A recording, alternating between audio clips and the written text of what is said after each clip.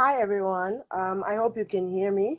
My name is Natasha Salifyanji Kaoma, and I just want to see if we have people online. If you can hear me, just type something, and once we have people starting, then I'll get started.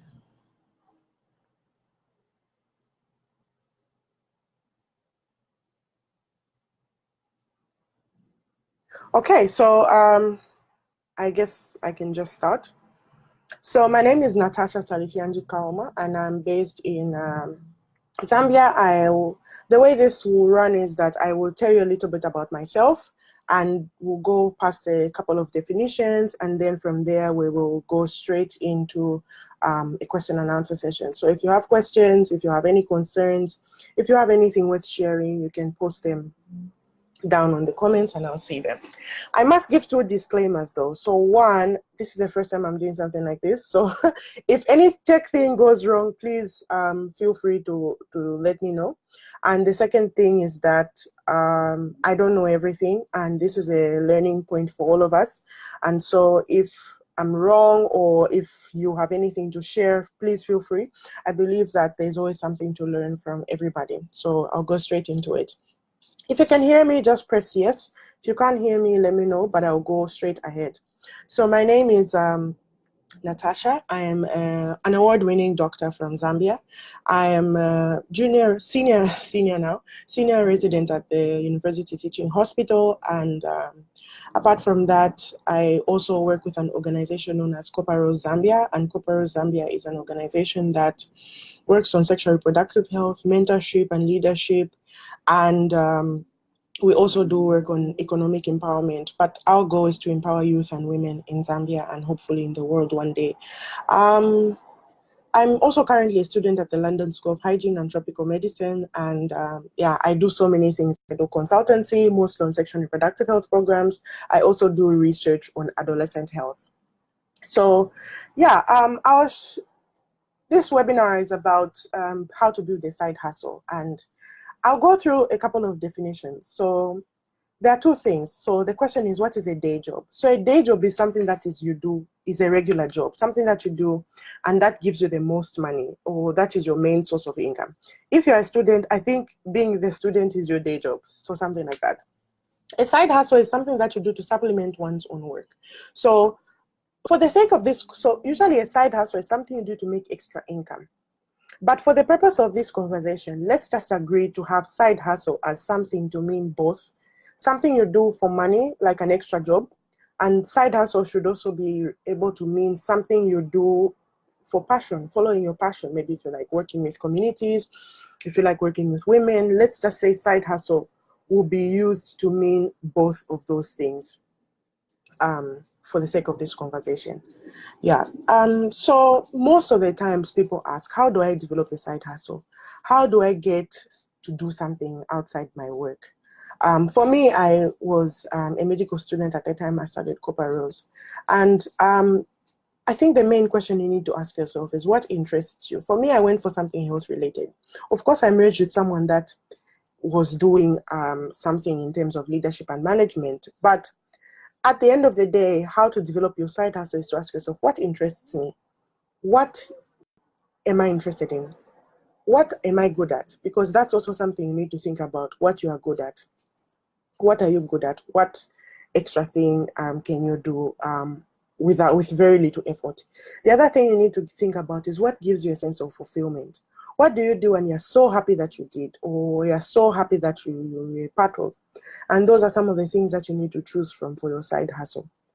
Also, I must mention very early in this conversation that you need to ask yourself, what do I want to do with this side hustle? You need to be very clear. Do I want to make extra money, or I want to follow my passion? I was going to talk about the practicalities of this towards the end of my webinar, but I think I might want to talk about them now. The practicalities of a side hustle, you need to ask yourself, what is my vision? What do I really want? Am I doing this to make extra money, or am I doing this to follow my passion? Both of them, I must say, can make you extra money, because even non-profit work pays people. But the question that you need to ask yourself is, where do you see yourself in the next couple of years? So for example, if you work in a bank or in an institution, are you trying to be the CEO? in the next 10 years. Because if you're trying to be a CEO in the next 10 years, then having a side hustle would mostly be for extra money. And the way that you go about it is very different from someone who wants to start an organization and quit their current job to run it. So those are the things you need to think about, and you need to be very honest about it with yourself. A couple of people have come to ask me, hey, I really want to work with children. I really want to do this. And the big question that I ask them is, where do you see this thing going? Is it something that you want to do to make money and stay in your job? Or is it something that with time you will move out of your job to work for their full time? Those are some of the practicalities and the hard question that you need to ask yourself. You also need to be aware of the fact that whatever you decide to do, you may need to involve other people. You may need to work with other people. You may need to bring in other people into your vision, and that will make things very worthwhile. Now, most of the times when people are starting with side hustles, they face many challenges. And I'll highlight some of these challenges. I'll also go through some of the solutions to these challenges. So some of the biggest challenges people face is ridicule. People usually make fun of people doing stuff. Unfortunately, people still do that. Like, I'll give you an example. When we started, we used to collect pads from people or collect donations of money. And one time I was walking around campus, I had such a hard day. No one had donated. It was really rough. And guess what? I was carrying a backpack and this guy just went like, hey, Sally, are there pads in your bag?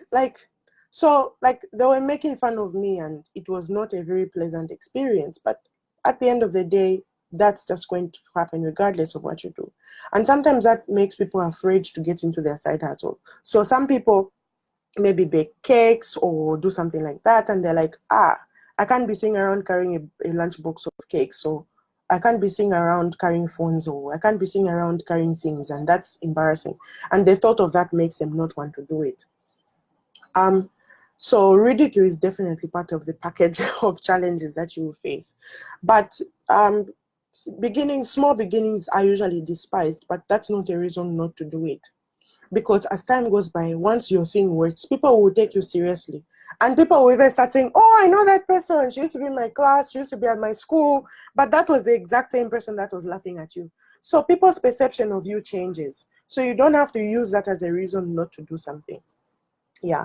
The other biggest challenge that most people face is time management. Like, time management is one of the biggest challenges. Now, people mostly ask themselves, I don't have time. What time will I do this stuff? I'm a student. I have a day job. I get off at 5 p.m. But the truth is, between 5 p.m. and 6 a.m. the next morning, there's so much stuff that you can get done. So time management, I will talk about some time management strategies, but time is usually something that people struggle with. Other things that people struggle with is just not having money. So depending on what type of business you have, money is usually a really big thing that stops people from doing it. If you want a non-profit organization or something like that, you could raise money and you could learn how to raise money. I'll talk about how to deal with that, but usually money is a big challenge that stops people from following their day job. Other things that stop people from following their side hustle, other things that stop people from doing it is other conflicting demands. So, for example, you just had a baby, or you're in an examination class, or you're making points for graduation, or you just got a new job, so you can't be seen away, or you need extra money, so this is not time to be following your passion. Well, that's usually a challenge. But I'll tell you this, there will be no time in your life when the environment is perfect, when everything is right for you to follow your passion. There'll always be something that's going to come in the way. You might just have a baby and you say in the next 2 years I'll start my business, but you have another baby. Or what if you get a new job? Or what if something happens? And then what you end up with is being older and regretting that you never followed your passion. So for me, I think there's no better time to start than now. In fact, the best time to start was yesterday, but the second best time is today. And so there's always a way of balancing other conflicting demands. I think also other challenges that people face is people want, for example, these two guys want to start a business.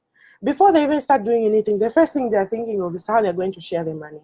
So usually when you put the money first, it usually becomes a big challenge, because even some of the best business models right now, they were based on meeting a need in the world. They were not based on, Of course, those needs would help them make money, but the best businesses are those that meet a need and not those that people are just trying to make money. You will make money regardless of what you do, but what I'm trying to say is when you think of the money first, you're already arguing about how to share the profits. You haven't even sold anything. Usually that becomes a challenge for a lot of people who are doing side hustles.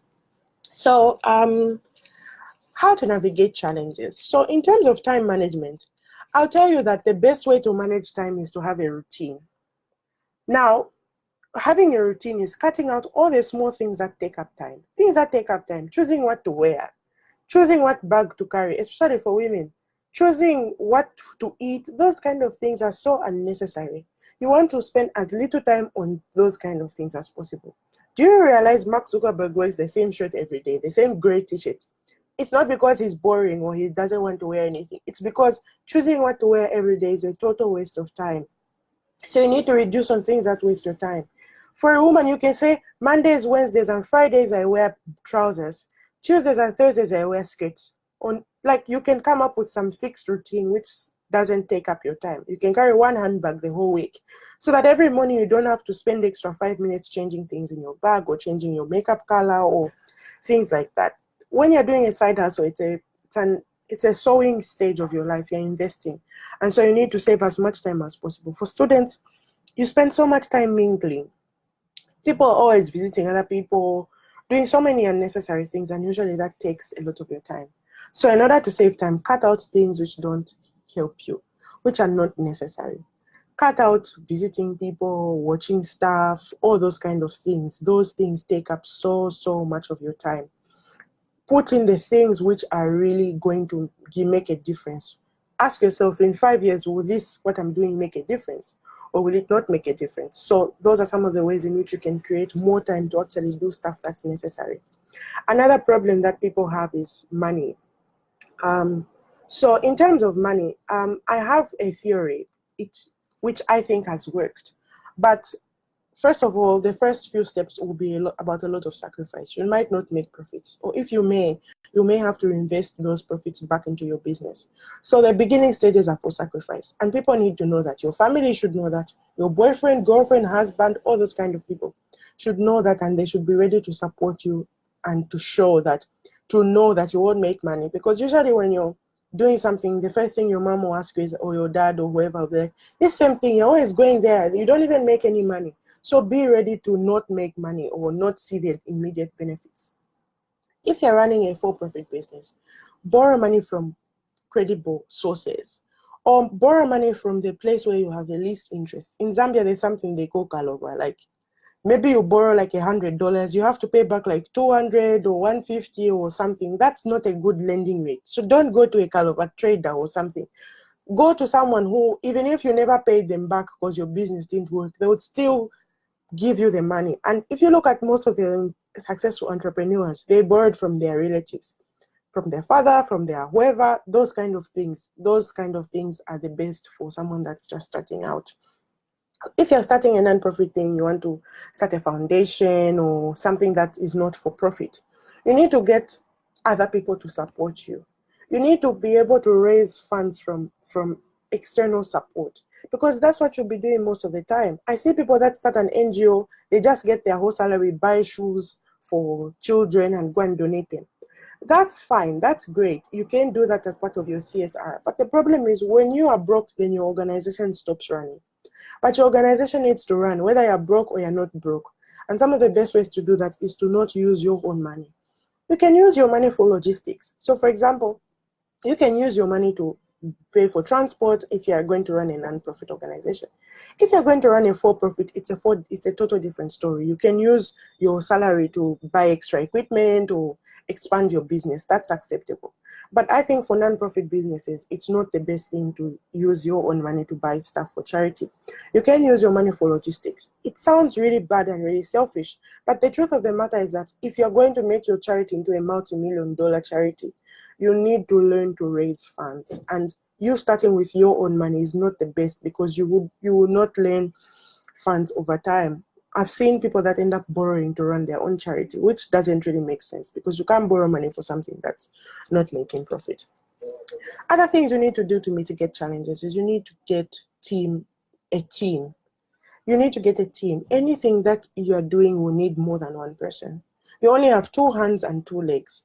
If you're going to make something that's going to be a multi-million-dollar industry or whatever, you need other people. You need extra support. You need extra hands. And so you need to be able to sell this idea to another person who is willing to work with you on it. Sometimes you find that someone else comes with an idea to you, and there is no harm in being a co-founder. You can get together and you can still do something great, because really nothing great was ever achieved alone. And once you have a team, as things start going by, you need to be able to eat last. Leaders eat last. So sometimes people start something, but the moment they get their first $5,000, they buy a new phone, they buy a new car or something. And that demotivates the team, because it just makes them feel like all their efforts are just to make the leader's life better. So as you get the team, you also need to get to see, how do you motivate people? You may not be able to pay them a salary, but can you connect them to other opportunities? Can you connect them? Can you make them being part of your institution, organization, foundation, for-profit business? Can you enable that to also benefit them? Because for as long as your employees or the people that you're working with or your team is not happy, you won't make as much progress as you should. Yeah, and also I think that as you do your side hustle, regardless of what your main goal is, you need to keep going. People may not take your cake bake seriously, but if you're always posting them every day, you're always posting your cakes, people will eventually take you seriously. There'll be that one day when someone's very trusted cake baker is not around. Then they'll be like, oh, Mary, I saw your cakes. Can you supply? Like, even the person that really thought the least of you will one day need your service if you keep going. But if you try once and you give up, you'll never give people the chance to support you. So you have to keep going. If you do something, you sell something, you have to keep posting it. You have to keep doing it, because eventually someone is going to need your service. I think the last thing in terms of mitigating challenges is you need to start as early as possible. I'll be very honest with you. The best time to start trying out businesses, trying out side hustles is when you're young, when you're a student, before you have a commitment, before you have any extra people to support. You need to start this stuff while you're being supported, so that even as you start your own family or things like that, it won't hinder you from starting. Because a lot of people fail to follow their passion because maybe you are 35, you have 2 kids, and you're thinking, how am I going to start doing something that won't make me money when my kids need to eat or something like that? So I think the best time to start will be as early as possible. Start as early as possible following your passion. I hear people who are retiring and they go like, oh, now I want to start a business. And in my head, I'm thinking, businesses may or may not work. Why are you starting them at that age? So if you're young and you're watching this, I think now is the best time to start your business or whatever you want to do. You may be thinking, okay, my kid is 1 year old, or I'm just about to get married or something like that. But the truth of the matter is that your children will be 15 or 20 and they will need university fees. So now diapers are expensive, but university fees will be much more expensive. So regardless of where you are in life, the best time to start a side hustle is now, because as time goes by, your expenses will only get bigger and you need extra money as you go. Even if you retire, you need extra money to live, for healthcare, for lawyers and all those kind of things. So yeah, I think I won't overemphasize on that. So I don't know if I should go through the advice sessions, or maybe I go through the questions. But if you have any questions, if you have any concerns, please type them in the comments box and I'll answer them. And then I will wrap up and give some advice on what, like final words or a wrap up on what to do. So I'll just read through the comments. Okay, Tawen, I see you. I can see Africa Matters. I'd like to thank Africa Matters and Farai for inviting me to do this. And yeah, I hope this is just the beginning of a great partnership. And I hope you guys will be sharing this and sharing it with other people, because I think this advice is something that I wish someone else told me. Hi, Mabel, I see you. Don't let people's perceptions of you stop you from pursuing your passion. That's very true. Farai Muzungu, I see you. Thanks for joining. Twambo, Maxine, Tawen. What's the best way to cut some people who are wasting your time without being rude?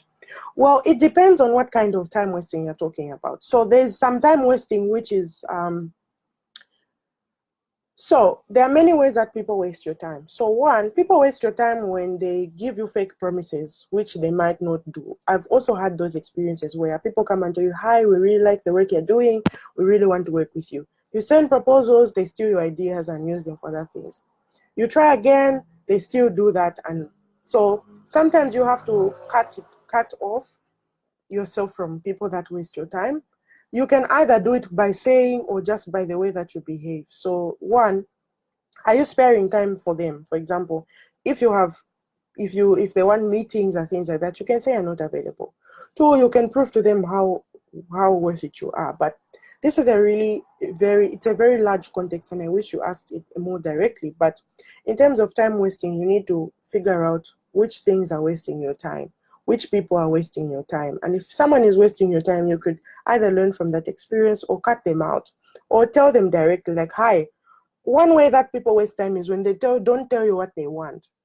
So one question I usually ask people is like, okay, how can I help you?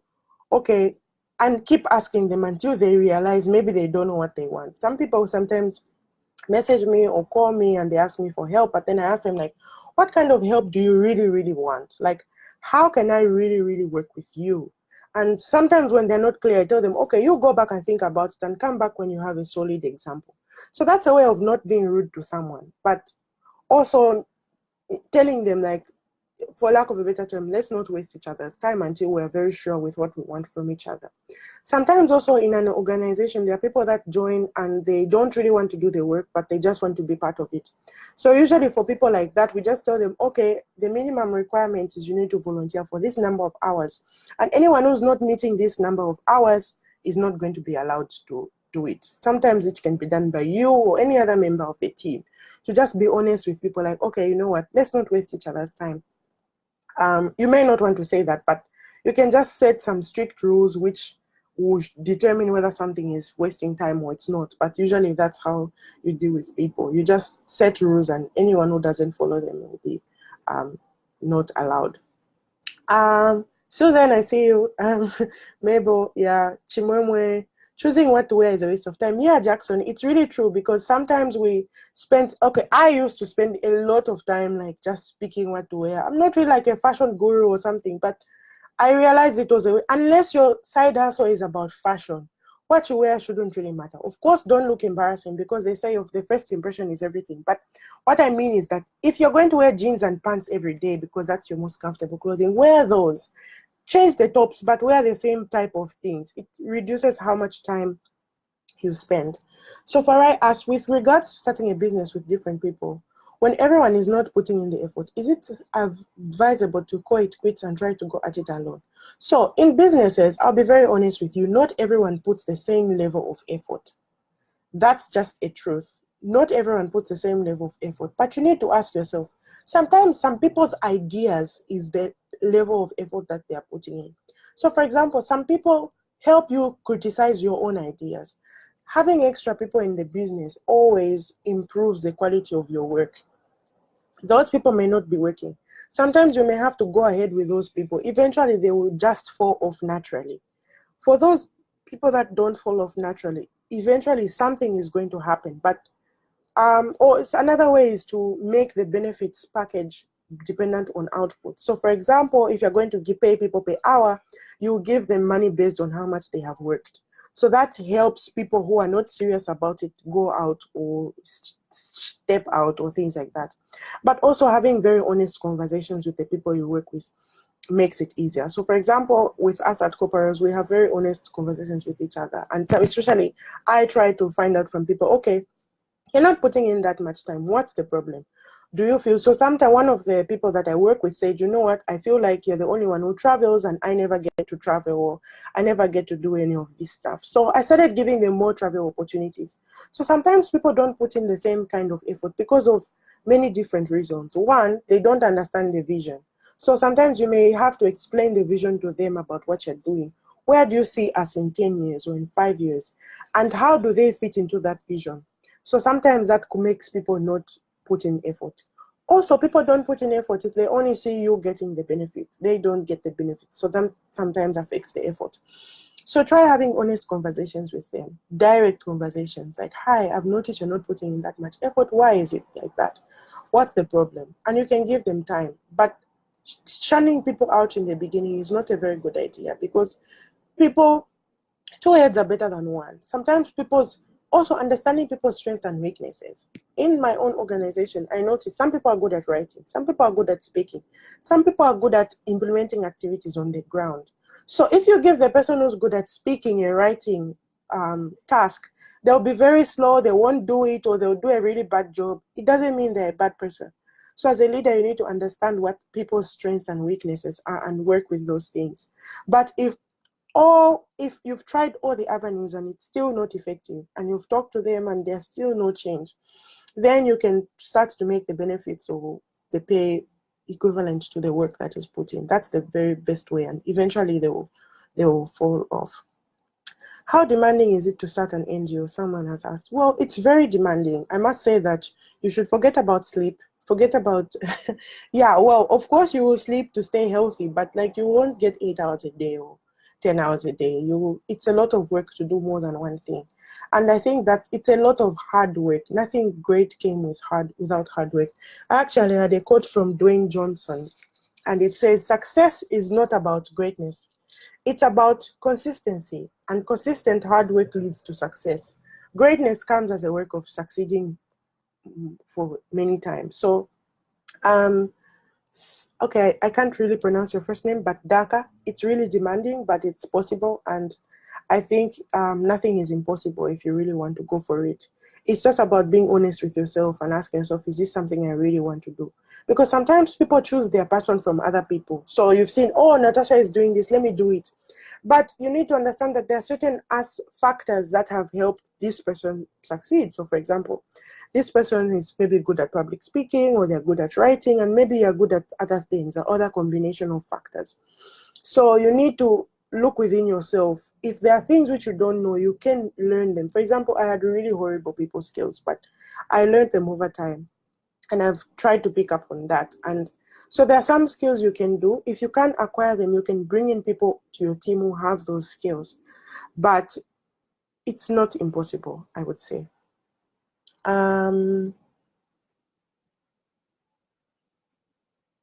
Okay, yeah, Tawen, yeah, that's true. People don't always honor their words, but you should honor your word. And with time, all the fake people who didn't really want to support you, they show. Like eventually, things fall into place. You just have to keep going.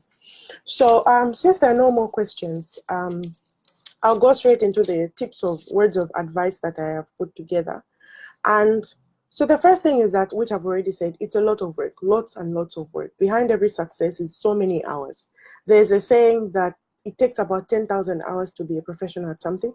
So for example, if someone is a good tennis player, yeah, they are good already, but they've probably had to put in 10,000 hours of practice to be better, to win the championships.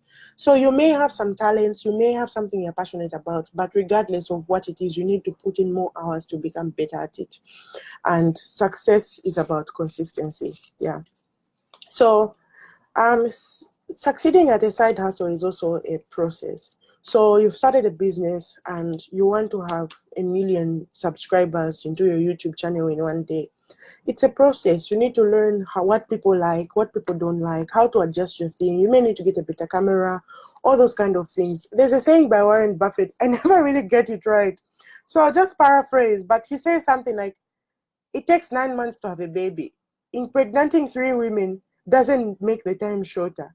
Like, it just still takes 9 months between conception and birth. Okay, there are all those special things, but like, yeah, it's about 9 months. So some things just take time, no matter what you do. You just have to wait. Keep putting in the effort, but it will take time before you can become a billionaire.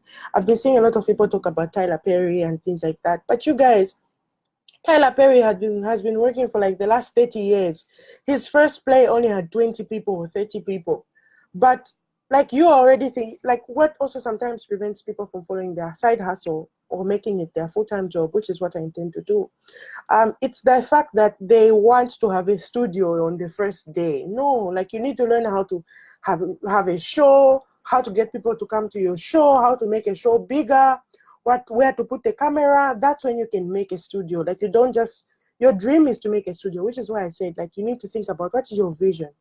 What is your long-term thing? So let's look at Tyler Perry as an example. So you want to have a studio, the first Black-owned studio, but you need to learn a lot about production before you can do that.